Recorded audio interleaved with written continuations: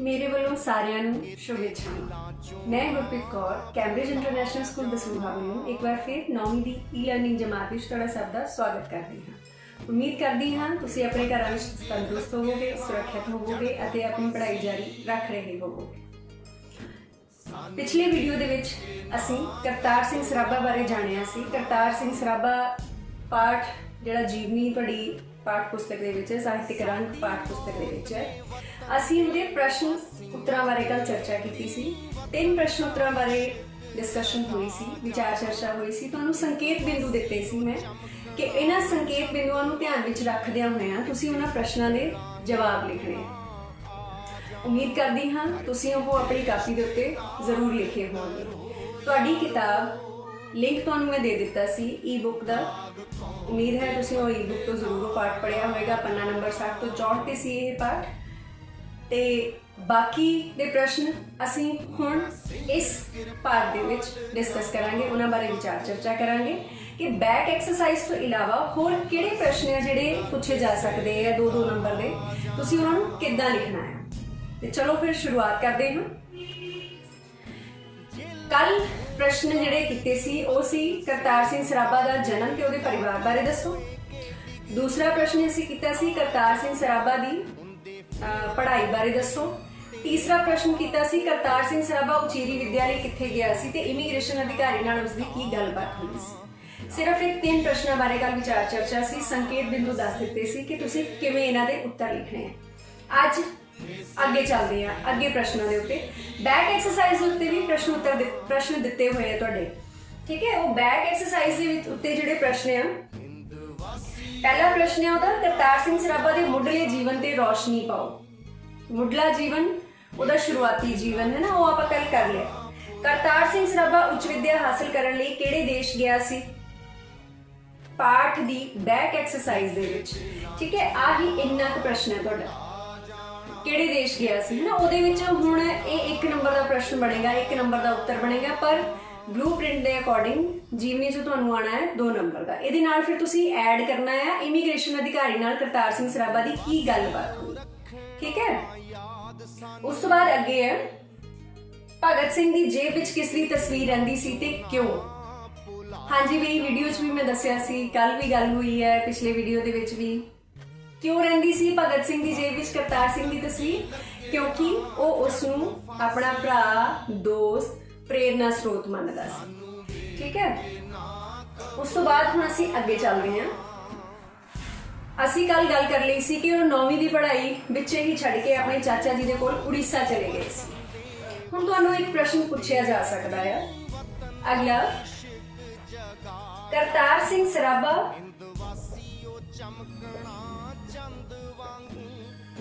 ਉੜੀਸਾ ਕਿਉਂ ਗਏ ਸੀ?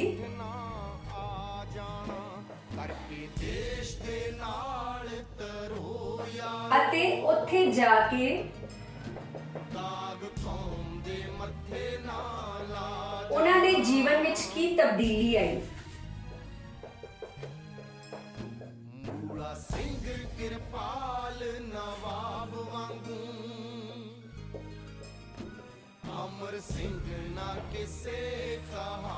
ਹਾਂਜੀ ਕਿਉਂ ਗਏ ਸੀ ਉੜੀਸਾ? ਘੁੰਮਣ ਫਿਰਨ? ਨਹੀਂ, ਕਿਉਂ ਗਏ ਸੀ? ਹੁਣ ਸੰਕੇਤ ਬਿੰਦੂ ਮੈਂ ਇੱਥੇ ਲਿਖਦੀ ਹਾਂ। ਪਹਿਲਾ ਸੀ ਪੜ੍ਹਾਈ ਵਿੱਚ ਦਿਲ ਨਹੀਂ ਲੱਗ ਰਿਹਾ ਸੀ,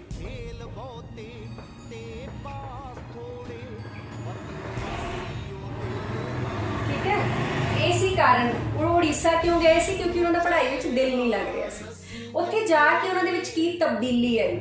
ਉੱਥੇ ਜਾ ਕੇ ਉਹਨਾਂ ਨੇ ਕੀ ਦੇਖਿਆ ਕਿ ਬੰਗਾਲ ਤੇ ਉੜੀਸਾ ਦੇ ਵਿੱਚ ਤੇ ਪਹਿਲਾਂ ਹੀ ਆਜ਼ਾਦੀ ਲਈ ਜਾਗ੍ਰਿਤੀ ਪੈਦਾ ਹੋ ਰਹੀ ਸੀ। ਇਸ ਪ੍ਰਸ਼ਨ ਦਾ ਜਵਾਬ ਤੁਹਾਨੂੰ ਆਪਣੀ ਪਾਠ ਪੁਸਤਕ ਦੇ ਪੰਨਾ ਨੰਬਰ 62 ਦੇ ਉੱਤੇ ਮਿਲੇਗਾ। ਸਾਹਿਤਿਕ ਰੰਗ ਤੁਹਾਡੀ ਪਾਠ ਪੁਸਤਕ ਹੈ ਇਹ ਵਾਲੀ ਪਾਠ ਪੁਸਤਕ, ਠੀਕ ਹੈ। ਇਹਦੇ ਵਿੱਚ ਦੱਸਿਆ ਕੀ ਹੋਇਆ ਹੈ, ਉੜੀਸਾ ਵਿੱਚ ਰਹਿੰਦਿਆਂ ਉਸਨੇ 10ਵੀਂ ਪਾਸ ਕੀਤੀ। ਇਹਨਾਂ ਦਿਨਾਂ ਵਿੱਚ ਬੰਗਾਲ ਤੇ ਉੜੀਸਾ ਵਿੱਚ ਆਜ਼ਾਦੀ ਸੰਬੰਧੀ ਜਾਗ੍ਰਿਤੀ ਪੈਦਾ ਹੋ ਰਹੀ ਸੀ। ਅੰਗਰੇਜ਼ੀ ਅਖਬਾਰਾਂ ਰਾਹੀਂ ਦੇਸ਼ ਵਿਦੇਸ਼ ਵਿੱਚ ਵਾਪਰ ਰਹੀਆਂ ਘਟਨਾਵਾਂ ਬਾਰੇ ਪੜ੍ਹਿਆ ਉਸਨੇ। ਹੁਣ ਜਦੋਂ ਉੱਥੇ ਪੜ੍ਹਾਈ ਕਰਨ ਗਏ ਸੀ ਕਰਤਾਰ ਸਿੰਘ ਸਰਾਭਾ ਉੱਥੇ ਜਾ ਕੇ ਜਦੋਂ ਉਹਨਾਂ ਨੇ ਅੰਗਰੇਜ਼ੀ ਅਖਬਾਰਾਂ ਪੜ੍ਹੀਆਂ, ਜਦੋਂ ਅਖਬਾਰਾਂ ਪੜ੍ਹੀਆਂ, ਅਖਬਾਰਾਂ 'ਚ ਛਪਦੀਆਂ ਸੀ ਖਬਰਾਂ, ਫਿਰ ਉਹਨਾਂ ਨੂੰ ਪਤਾ ਲੱਗਾ ਕਿ ਅੰਗਰੇਜ਼ੀ ਸਾਮਰਾਜ ਭਾਰਤੀਆਂ ਦੇ ਉੱਤੇ ਕਿੱਦਾਂ ਜ਼ੁਲਮ ਕਰ ਰਿਹਾ ਹੈ, ਕਿੱਦਾਂ ਉਹਨਾਂ ਦਾ ਲਹੂ ਚੂਸ ਰਿਹਾ ਹੈ। ਠੀਕ ਹੈ, ਫਿਰ ਕਰਤਾਰ ਸਿੰਘ ਸਰਾਭਾ ਦੇ ਅੰਦਰ ਇੱਕ ਜਨੂਨ ਪੈਦਾ ਹੋਇਆ। ਉਹਨਾਂ ਨੇ ਕੀ ਕੀਤਾ, ਅਗਾਂਹ ਵਧੂ ਸਾਹਿਤ ਪੜ੍ਹਨਾ ਸ਼ੁਰੂ ਕੀਤਾ, ਰਾਜਨੀਤੀ ਬਾਰੇ ਪੜ੍ਹਨਾ ਸ਼ੁਰੂ ਕੀਤਾ। ਠੀਕ ਹੈ, ਫਿਰ ਜਦੋਂ ਇੰਨਾ ਜ਼ਿਆਦਾ ਉਹਨਾਂ ਨੇ ਪੜ੍ਹਿਆ ਤੇ ਫਿਰ ਉਹਨਾਂ ਦੇ ਅੰਦਰ ਸੋਝੀ ਪੈਦਾ ਹੋਈ ਕਿ ਉਹ ਵੀ ਆਪਣੇ ਦੇਸ਼ ਨੂੰ ਆਜ਼ਾਦ ਕਰਵਾਉਣ ਲਈ ਹੁਣ ਅੱਗੇ ਆਉਣਗੇ। ਠੀਕ ਹੈ, ਇੱਥੇ ਪੜ੍ਹਾਈ ਵਿੱਚ ਦਿਲ ਨਹੀਂ ਲੱਗ ਰਿਹਾ ਸੀ ਕਿ ਜੀਵਨ ਵਿੱਚ ਤਬਦੀਲੀ ਆਈ। ਅੰਗਰੇਜ਼ੀ ਅਖਬਾਰਾਂ ਰਾਹੀਂ ਅੰਗਰੇਜ਼ੀ ਅਖਬਾਰਾਂ ਪੜ੍ਹਨੀਆਂ ਸ਼ੁਰੂ ਕੀਤੀਆਂ।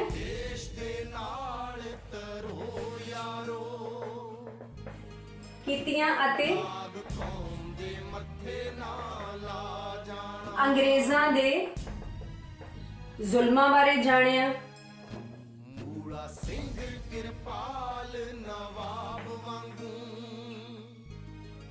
ਕਰਤਾਰ ਸਿੰਘ ਦੇ ਮਨ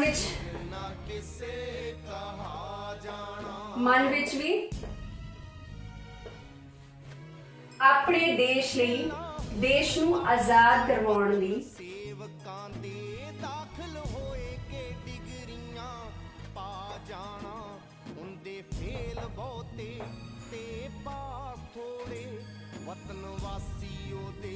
ਕਰਤਾਰ ਸਿੰਘ ਦੇ ਮਨ ਵਿੱਚ ਵੀ ਆਪਣੇ ਦੇਸ਼ ਨੂੰ ਆਜ਼ਾਦ ਕਰਵਾਉਣ ਦੀ ਇੱਕ ਚਿੰਗਾਰੀ ਪੈਦਾ ਹੋਈ। ਠੀਕ ਹੈ,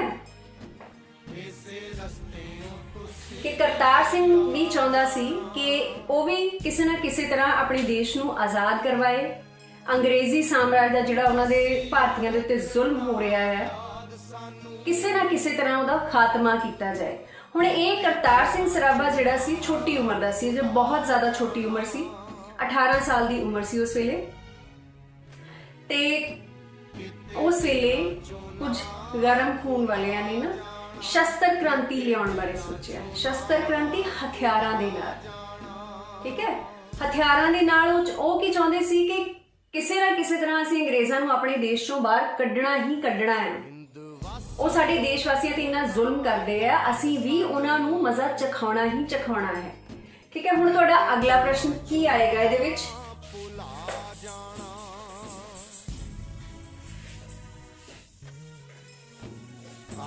अगला प्रश्न आएगा, करतार सिंह सराभा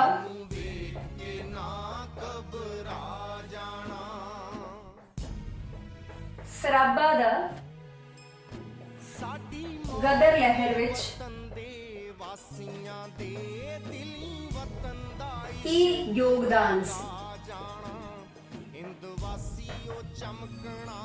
ਇਹ ਸਾਡਾ ਅੱਜ ਦਾ ਦੂਸਰਾ ਪ੍ਰਸ਼ਨ। ਹੁਣ ਵੀਡੀਓ ਦੇ ਵਿੱਚ ਤੁਹਾਨੂੰ ਦਿਖਾਇਆ ਗਿਆ, ਤੁਹਾਨੂੰ ਦੱਸਿਆ ਗਿਆ ਕਿ ਕਰਤਾਰ ਸਿੰਘ ਸਰਾਭਾ ਜਿਹੜਾ ਸੀ ਬਹੁਤ ਜ਼ਿਆਦਾ ਪਰੇਸ਼ਾਨ ਸੀ ਅੰਗਰੇਜ਼ਾਂ ਦੇ ਜ਼ੁਲਮਾਂ ਤੋਂ, ਕਿ ਉਹ ਕਿਵੇਂ ਭਾਰਤੀਆਂ ਉੱਤੇ ਜ਼ੁਲਮ ਕਰਦੇ ਪਏ ਹਨ।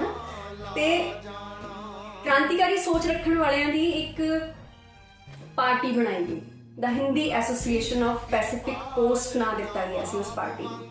ਤੇ ਕਰਤਾਰ ਸਿੰਘ ਸਰਾਭਾ ਦੀ ਉਮਰ ਜਿਹੜੀ ਸੀ ਉਹ ਬਹੁਤ ਛੋਟੀ ਸੀ, ਘੱਟ ਉਮਰ ਹੋਣ ਕਰਕੇ ਉਹਨੂੰ ਪਾਰਟੀ ਦੇ ਵਿੱਚ ਕੋਈ ਅਹੁਦਾ ਨਹੀਂ ਦਿੱਤਾ ਗਿਆ। ਅਹੁਦਾ ਸਮਝਦੇ ਹੋ, ਕੋਈ ਪੋਜੀਸ਼ਨ।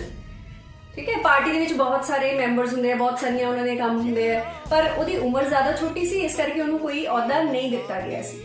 ਤੇ ਫਿਰ ਜਦੋਂ ਗਦਰ ਪਰਚੇ ਦਾ ਪ੍ਰਕਾਸ਼ਨ ਸ਼ੁਰੂ ਹੋਇਆ, ਉਹਦੀ ਜ਼ਿੰਮੇਵਾਰੀ ਕਰਤਾਰ ਸਿੰਘ ਨੂੰ ਦਿੱਤੀ ਗਈ ਸੀ। ਠੀਕ ਹੈ, ਹੁਣ ਗਦਰ ਲਹਿਰ ਜਿਹੜੀ ਸੀ ਉਹਦਾ ਨਾਂ ਗਦਰ ਪਰਚੇ ਤੋਂ ਹੀ ਰੱਖ ਦਿੱਤਾ ਗਿਆ ਸੀ ਬਦਲ ਕੇ। ਠੀਕ ਹੈ, ਜਿਹੜੀ ਉਹਨਾਂ ਦੀ ਇੱਕ ਐਸੋਸੀਏਸ਼ਨ ਬਣਾਈ ਸੀ ਉਹਨਾਂ ਨੇ, ਕਿਹੜੀ association C? The Hindi association of Pacific cost. ਇਹਦਾ ਨਾਮ ਬਦਲ ਕੇ ਗਦਰ ਲਹਿਰ ਕਰ ਦਿੱਤਾ ਸੀ। ਹੁਣ ਇਹ ਜਿਹੜਾ ਪ੍ਰਸ਼ਨ ਹੈ, ਕਰਤਾਰ ਸਿੰਘ ਸਰਾਭਾ ਦਾ ਗਦਰ ਲਹਿਰ ਵਿੱਚ ਕੀ ਯੋਗਦਾਨ ਸੀ, ਇੱਥੇ ਹੁਣ ਤੁਸੀਂ ਕੀ ਲਿਖੋਗੇ? ਕਰਤਾਰ ਸਿੰਘ गदर लहर का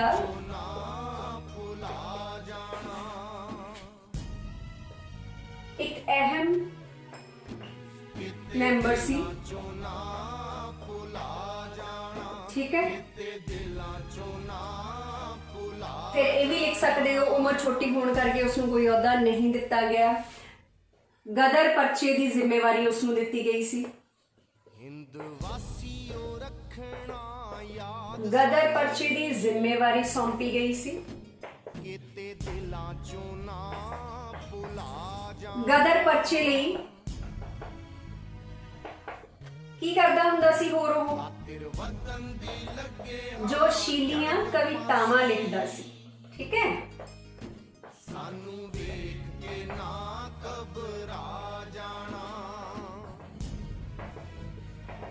पर्चे घरों घरी वंडण जांदा हुंदा सी। पर्चे घरों घरी वंडण जांदा सी। हुण पर्चा मतलब एक पैम्फलेट टाइप है, तुसीं भी देखदे हो अखबारां दे विच आंदे है, या उस वेले इहनूं छोटी जी अखबार कह सकदे हां। इस गदर पर्चे दे विच छापिया की जांदा सी भारत वासियां नूं अंग्रेज़ां दे खिलाफ किद्दां जागरूक कीता जाए, अंग्रेज लोग की करते हैं, भारतीयों नूं किद्दां तसीहे दिंदे है, भारतीयों दे अंदर एक जनून पैदा करना कि हाँ जी असीं इस अंग्रेजी साम्राज तो अपना पिछा छुड़ाउणा है, इन्हां अंग्रेज़ां नूं अपने भारत दे विचों असीं बाहर कढणा है। ठीक है, वो की करदा सी जोशीलियां कवितावां लिखिया करदा सी। एक कविता वो गाउंदा हुंदा सी, वीडियो दे विच तुहानूं मैं दस्सी भी सी, किहड़ी याद है किसे नूं? सेवा देश की जिंदड़ी बड़ी औखी गल्लां करनियां ढेर सुखलियां ने, जिन्हां देश सेवा विच पैर पाया उन्हां लख मुसीबतां झल्लियां ने। वो एक कविता गाउंदा होया, ये हमेशा उहदे बुल्लां ते गांदा हुंदा सी, साइकिल दे उत्ते जांदा हुंदा सी, वो पर्चे वंडण घरों घरी लोकां नूं देण जांदा हुंदा सी। उहदियां जोशीलियां कवितावां लोकां दे अंदर जोश भरदियां सी। उहदा ये काम सी गदर ते। ठीक है, आई होप कि इस प्रश्न का उत्तर लिख लवोगे। एक तो वो ये काम करता हुंदा सी, दूसरा वह काम हुंदा सी फौजी छाउणियां दे उत्ते हमले करने हुंदे सी ते उन्हें उत्थों हथियार इकट्ठे करने सी। ते जिन्ने भी क्रांतिकारी है उन्हां सारियां दे नाल लिंक जोड़ना। हुण पुराने समयां दे विच ना साडे कोल जिद्दां हुण अजकल बड़ी एडवांस टैक्नोलॉजी है, साडे कोल फोन है, इंटरनेट है, कई कुछ है। उस वेले इदां दा नहीं सी हुंदा। उस वेले किद्दां वो आपस दे विच तालमेल कायम करदे सी, जिद्दां सूई खबरीए हुंदे सी, आपस दे विच थोड़ी थोड़ी दूरी ते या किसी ना किसी तरह एक बंदे तक सुनेहा पहुंचाना, फिर उस तो बाद अगे सुनेहा पहुंचाना, इस तरह एक दूसरे दे नाल ओह आपस दे विच राबता कायम करदे हुंदे सी। ठीक है, आई होप कि ये प्रश्न भी लिख लवोगे तुसी। चलिए अगे अगले प्रश्न वाल। चलो ठीक है जी, अगला साडा प्रश्न आएगा। अच्छा, हुण ये ते गल हो गई कि गदर लहर दे विच करतार सिंह सराभा दा की योगदान सी। हुण इस पाठ दे विचों महत्वपूर्ण प्रश्न एक होर पूछा जा सकता है, गदर लहर दी की योजना सी। ठीक है, दसो वे की योजना सी गदर लहर दी?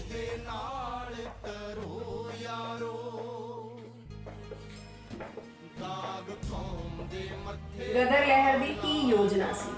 हुण जे क्रांतिकारी सारे इकट्ठे होए सी, उन्होंने प्लानिंग की सी कि असीं अंग्रेज़ां नूं अपने देश चों कढना ही कढना है, कुछ ना कुछ तो इन्होंने कीता होएगा ना।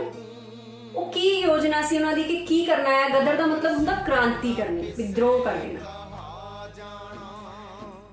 की सी उन्हां दी प्लानिंग? उन्हां दी प्लानिंग सी कि उन्हां ने 21 फरवरी 1915 नूं गदर करना सी। ये भी मैं सिर्फ नुक्ते लिख रही हूँ, बच्चे प्लीज अपनी किताब पढ़ना, डिटेल दे विच उत्ते सब कुछ दिता होया है, पढ़ के समझ के अपने शब्दों दे विच तुसीं ये जवाब लिखने हैं। ठीक है, 21 फरवरी 1915 की तरीक निश्चित की गई कि असीं इस तरीक नूं गदर करना है। हुण गदर कित्थों कित्थों होना सी? फिरोजपुर, लाहौर, मेरठ, मियामीर जगह जिहड़ी लाहौर च।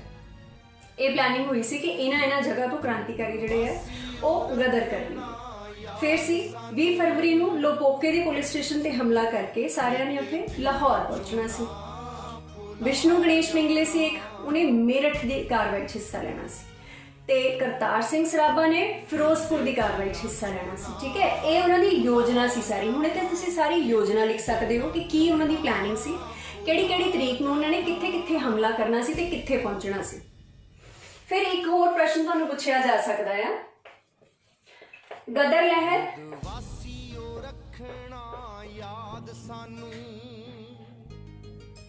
ਸਫਲ ਕਿਉਂ ਨਾ ਹੋ ਸਕੀ?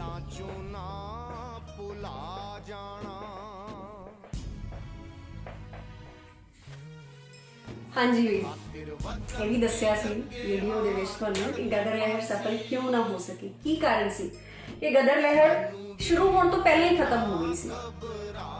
ਹੋਇਆ ਕੀ ਸੀ, ਪਾਰਟੀ ਦੇ ਵਿੱਚ ਥੋੜਾ ਹੀ ਚਿਰ ਹੋਇਆ ਸੀ ਇੱਕ ਬੰਦੇ ਨੂੰ ਸ਼ਾਮਲ ਹੋਇਆ ਨੂੰ, ਉਹਦਾ ਨਾਮ ਸੀ ਕਿਰਪਾਲ ਸਿੰਘ।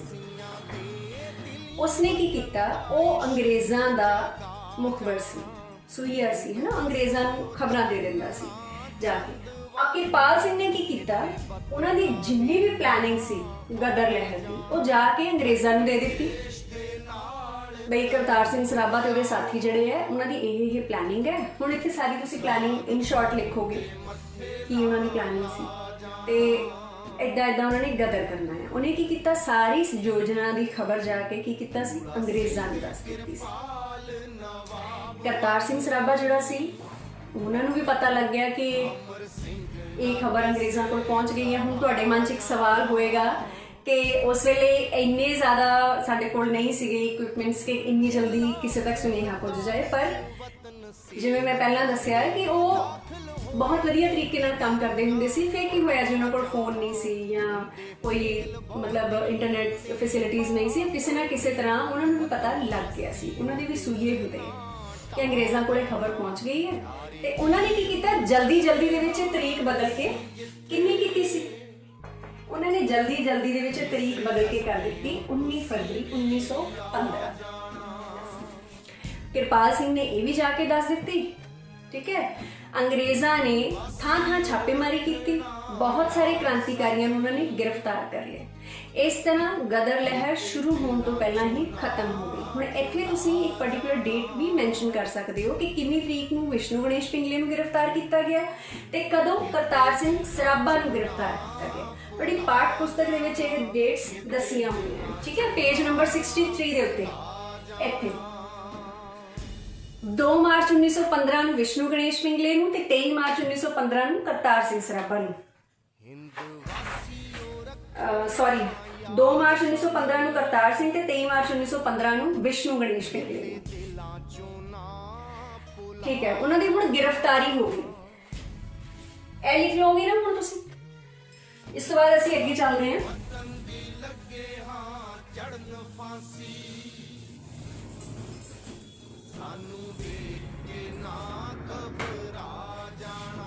ਕਰਤਾਰ ਸਿੰਘ ਸਰਾਭਾ ਉੱਪਰ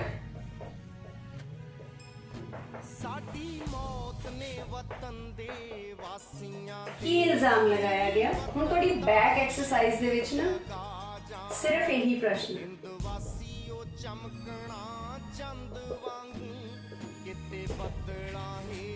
ਇੰਨਾ ਹੀ ਦਿੱਤਾ ਹੋਇਆ, ਕਰਤਾਰ ਸਿੰਘ ਸਰਾਭਾ ਨੂੰ ਫਾਂਸੀ ਦੇਣ ਲਈ ਕੀ ਇਲਜ਼ਾਮ ਲਗਾਇਆ ਗਿਆ, ਪਰ ਅਸੀਂ ਇਹਦੇ ਵਿੱਚ ਐਡ ਕਰਨਾ ਹੈ ਅਤੇ ਉਸਨੇ ਆਪਣੀ ਸਫਾਈ ਵਿੱਚ ਕੀ ਕਿਹਾ।